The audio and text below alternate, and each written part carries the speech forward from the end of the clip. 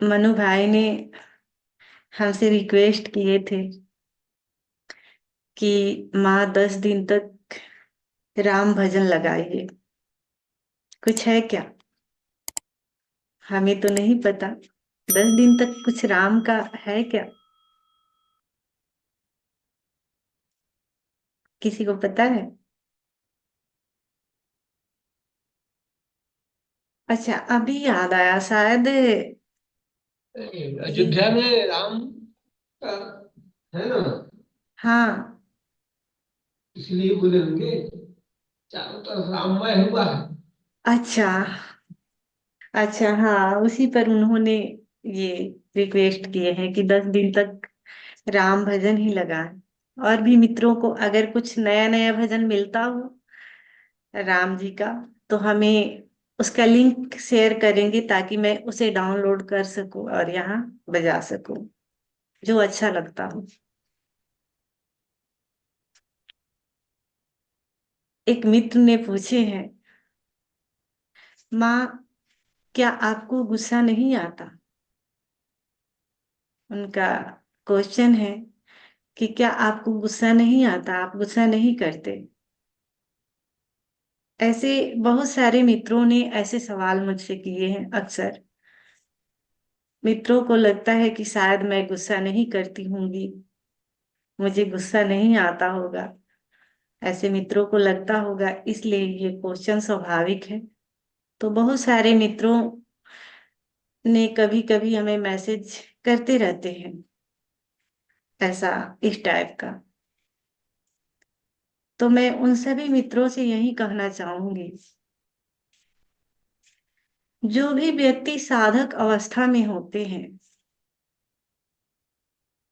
और स्वयं पर वो साध रहे होते हैं, यानी संसार में रहते हुए भी स्वयं के भीतर गहरे प्रवेश होने की उनकी कोशिश होती है, स्वयं को जानने की कोशिश होती है और उन रहस्यों से रूबरू होने की उनकी कोशिश होती है, जिसके तरफ सभी संतों ने इशारे किए हैं। तो उनकी अवस्था ऐसे हो जाती है जैसे आपने माँ को देखे होंगे। अभी माँ हमारे सामने बैठी है, वो समझ सकती हैं।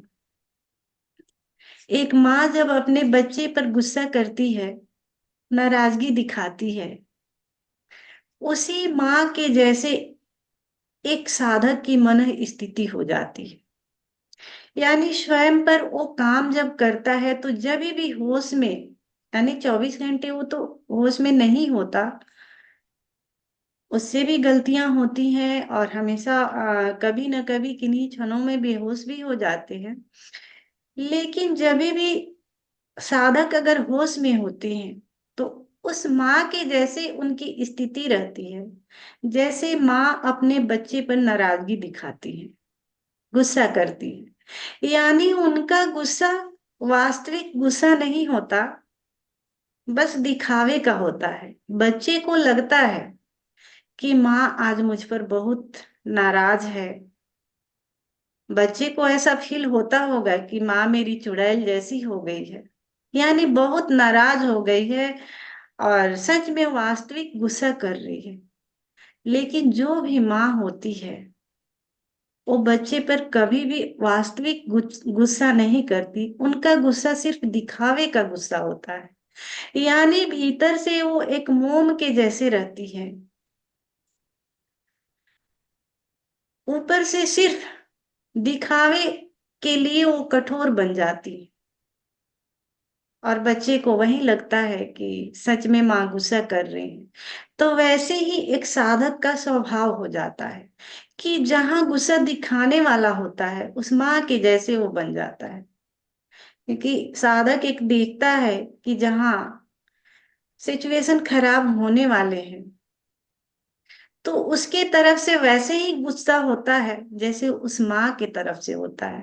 वो दिखावे का गुस्सा करता है कि यहाँ सिचुएशन बिगड़े नहीं, बल्कि उसके भीतर वही लीला चलती है। जैसे एक माँ बच्चे के लिए करती है, बहुत प्रेम भरा होता है, एकदम विराट प्रेम होता है। अगर बच्चे को तकलीफ हो जाए तो वहां बच्चे को चोट लगती है, हालांकि माँ कभी कभी मारती भी है, लेकिन बैठकर रोती भी है। आपने देखे होंगे, जब बचपन में आप भी पिटाई खाए होंगे, तो माँ बच्चे को बहुत पिटाई भी करती है और कोने में जाकर रोती भी है। आखिर क्यों?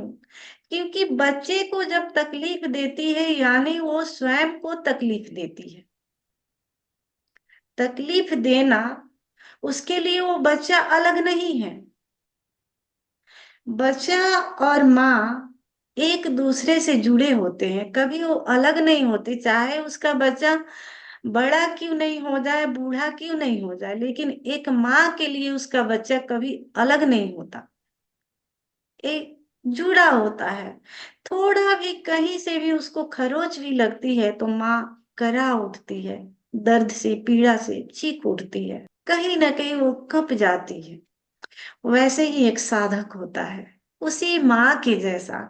साधक के लिए अब व्यक्ति व्यक्ति नहीं रह जाता, उसके लिए अलग कोई होता ही नहीं, वही जुड़ाव होते हैं। यानी कोई भी उसके लिए अलग नहीं होता, उसके लिए जुड़ा ही है। यानी वो जो भी दृश्य देखता है उससे एक हो जाता है। लेकिन जब होश में होता है, क्योंकि अभी साधक अवस्था में है, उसकी साधनाएं चल रही होती है, तो जब स्वयं पर काम करते होता है तो वही स्थिति घटती है एक माँ जैसे। लेकिन जब साधक बेहोश होता है तो उसके लिए सब अलग अलग हो जाते हैं, यानी वो अलग है, हम अलग है। लेकिन जैसे होश में होता है तो उसके लिए दूरी वो नहीं रह जाती, कोई भी व्यक्ति से वो लीन रहता है, यानी एक रहता है। अब किसी के लिए गुस्सा भी करे तो वो स्वयं पर गुस्सा होगा, या किसी को आप पिटाई भी करता है तो उसका पिटाई नहीं होता बल्कि स्वयं का होता है। जैसे माँ बच्चे को मारती है और लगता है कि उसने खुद को मारा है, खुद को मारा है, लेकिन उस सिचुएशन बनता है कि वहां बच्चे की पिटाई करनी जरूरी है। अब बच्चा अगर हाथ को आग में डालने जाए, माँ मना करती है कि आग है, उससे बचो, वहां नहीं जाओ, लेकिन बार बार बच्चा जाता है, नहीं, वो हाथ डालना चाहता है। माँ जानती है कि वो बच्चा आग में हाथ डालेगा और हाथ उसका जल जाएगा, तो माँ क्या करेगी? उसको पता है कि ये समझ नहीं रहा कि ये आग है, हाथ डालेंगे तो हाथ जल जाएगा, उस बच्चे को पता नहीं है। तो माँ क्या करेगी? माँ एक चाटा लगाएगी, और वो चाटा, उसको पता है कि बच्चे को मैं मार रही हूं तो यानी स्वयं को का मैं पिटाई कर रही हूँ। बच्चे को मारती भी है तो तकलीफ माँ को होता है, लेकिन सिचुएशन ऐसे बनता है कि वो प्रेमवश बच्चे की पिटाई करती है, न कि वहां क्रोध होता है माँ का। क्रोध नहीं होता, वहां प्रेम होता है, इसलिए बच्चे की पिटाई करती है कि तुम आग में हाथ नहीं डालो, हाथ जल जाएगा। वही सिचुएशन एक साधक के साथ घटता है। सिचुएशन ऐसे बन जाते हैं कि गुस्सा दिखाने वाला होता है तो साधक गुस्सा दिखाता है, उसी बच्चे के भांति। यानी उससे वो लीला समझता है, भीतर से वो मोम ही होता है, लेकिन बाहर से कठोर दिखता है। बहुत बार बच्चे माँ को नहीं समझ पाते, जबकि बचपन में हम सबने महसूस किए होंगे कि जब हम पढ़ने नहीं जाते हैं तो माता पिता क्या करते हैं? हमें कभी रस्सियों से बांध देते हैं, कभी स्टिक लेके बहुत सारे पिटाइयां करते हैं, जा पढ़ने। आखिर क्यों? इसका मतलब हमें लगता है कि वो बहुत हमारे लिए कठोर हैं, बहुत गुस्सा से भरे हैं। उस समय तो यही लगता है कि कैसे माँ बाप हैं, इतना पिटाई कर रहे हैं। लेकिन आप सोचिए कि अगर माँ बाप उस समय पिटाई नहीं किए होते, पीट पीट के हमें स्कूल नहीं भेजा होता, तो क्या बच्चे पढ़ पाते? नहीं पढ़ पाते। कोई बच्चा नहीं चाहता हम पढ़ें। तो माँ बाप जब कठोर बनते हैं तो इसमें क्रोध नहीं होता, उनका प्रेम छिपा होता है। वो फ्यूचर देखते हैं कि अभी हम कठोर नहीं बनेंगे तो बच्चे का भविष्य नहीं बन पाएगा। वो फ्यूचर देखते हैं, बच्चा वर्तमान देखता है। बच्चे को लगता है आखिर क्यों मैं पिटाई खा रहा हूँ, मेरी क्या गलती है, मैं यही ना कि पढ़ने नहीं जा रहा। बच्चे को वर्तमान दिखता है कि यही ना कि मैं पढ़ने नहीं जा रहा, इसमें मेरी क्या गलती है। उसको फ्यूचर नहीं दिख रहा कि मैं पढ़ लूंगा तो फ्यूचर में मुझे काम पड़ेगा। जाने अनजाने बच्चे माँ पिता से नाराज हो जाते हैं। लेकिन माँ बाप बच्चे का फ्यूचर देख रहे हैं, वो वर्तमान नहीं देख रहे। वो देख रहे हैं कि इस समय अगर दो चांटा लगाता हूँ, इसको तकलीफ तो होगी, दर्द तो होगा, मुझसे नाराज हो जाएगा, हो सकता है ये गुस्सा जीवन भर मुझसे ये बदला ले। बच्चे वही करते हैं कि उस गुस्से को जो बचपन में माँ बाप ने किए होते हैं वो समझ नहीं पाते, उसका बदला जीवन भर लेते हैं। यानी जब बुढ़ापा आता है तो वो लोग निकालते हैं। लेकिन माँ बाप को कभी समझ नहीं पाते बच्चे कि आखिर उन्होंने पिटाई क्यों किया था, आखिर उन्होंने मुझे डांटा क्यों था, ये नहीं समझते बच्चे। तो ऐसे ही एक साधक की हालत होती है, जब साधक साधना अवस्था में होते हैं तो अगर गुस्सा करते हैं तो कैसा सिचुएशन है, क्या सिचुएशन है, क्यों गुस्सा कर रहे हैं, ये निर्भर करता है उस पर। बल्कि वो स्वयं पर साधते रहते हैं, उनका होश होता है, फिर भी वो गुस्सा करते हैं। तो कभी कभी ये भी घटता है कि वो गुस्से में सच में लीन हो जाते हैं, क्योंकि वो तो अभी बुद्धत्व को उपलब्ध नहीं होते, अभी उनकी साधना की अवस्था होती है, इसलिए। लेकिन जैसे याद आता है तो वो उसी माँ के जैसे उनका गुस्सा होता है। तो ये दोनों चलते रहते हैं। अब अक्सर लोगों को क्या भ्रम हो जाता है कि जो ध्यान करते हैं, जो साधक है, वो गुस्सा नहीं होते। ऐसा नहीं है, एक बुद्ध पुरुष भी गुस्सा करता है। अगर गुस्सा नहीं करता होता तो राम ने रावण को क्यों मारा। वो जाकर के खड़े हो जाते, चलो तीर लगाओ और मुझे मार डालो, मुझ में तो प्रेम है, मैं गुस्सा नहीं करता। कृष्ण ने सुदर्शन चक्र क्यों उठाए, महाभारत वो करवाए, इसलिए करवाए कि वहां गुस्सा करना जरूरी था। नहीं तो कहते ये महाभारत करने की क्या जरूरत है, सारी संपत्ति दे डालो, तुम्हारे ही भाई है, तुम्हारी ही सगे संबंधी है, यहाँ महाभारत नहीं होनी चाहिए, हम जंगल ऐसे ही चले जाते हैं। लेकिन महाभारत उन्होंने करवाया, गुस्सा किए। क्यों, कहीं कहीं गुस्सा तो ऐसा नहीं कि उनके गुस्सा में सच में गुस्सा रहा होगा, प्रेमवश गुस्सा निकला होगा, मरवाना भी एक तरह का प्रेम ही होगा। हो सकता है उन्होंने फ्यूचर देखा होगा, यानी नेक्स्ट जन्म की तैयारी उन्होंने की होगी हत्या करवा करके। ये भी हो सकता है कि इतने सारे युद्ध हुए, बहुत सारे लोग मारे गए, आखिर बहुत सारे लोग मारे गए, कृष्ण को पता था ना कि मार करके हत्या करना ये तो हिंसा है, आखिर हिंसा मैं क्यों कर रहा हूँ। लेकिन वो फ्यूचर देखे होंगे ना कि अगर मैं हत्या भी करवाता हूँ, हो सकता है कि इन लोगों की ये जो क्रूरता है नेक्स्ट ये जन्म के लिए हम तैयार कर रहे हैं, ये भी हो सकता है। तो एक साधक अगर कुछ करता भी है तो उसमें कहीं ना कहीं रीजन छिपा होगा, उसी माँ के जैसा दर्द होता है, तकलीफ होता है।